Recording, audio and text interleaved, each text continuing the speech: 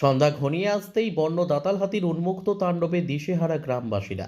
বন্য দাতাল হাতি এলাকার বাড়িঘরে প্রবেশ করে তাণ্ডব লীলা চালিয়ে এক ব্যক্তির বোলেরো পিকআপ গাড়ি উল্টে ফেলে দেয়।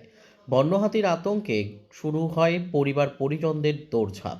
কনকনে শীতের রাতে কুম্ভকর্ণের মতো শীত ঘুমে আচ্ছন্ন তেলিয়ামুড়া বন দপ্তর। ঘটনা মধ্য কৃষ্ণপুর এলাকায় বুধবার রাতে।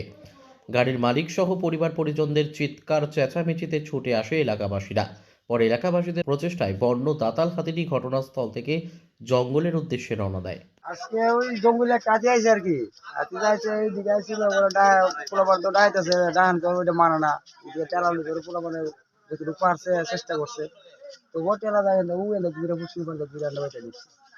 দুটো উড়ানো দানা ছিল 2-3 বস্তা। 2 বস্তা দাম লিয়ে যাওয়ার সময় গাড়িটা একটা ফেলা দিয়েছে। উড়াই ফেলা দিয়ে গেছে। তো ডেম প্রায় সময় প্রায় 4-5 দিন পর যাই। আইলে মোটে এমন কাজ করছে না কোনো সময় ধান চান খায় ওর নারকেল গাছ বাগে কলা গাছ বাগে আজকে তো আমরা গাড়িতে দিয়ে গেছে ফেলে। Bureau report, news daily Bharat.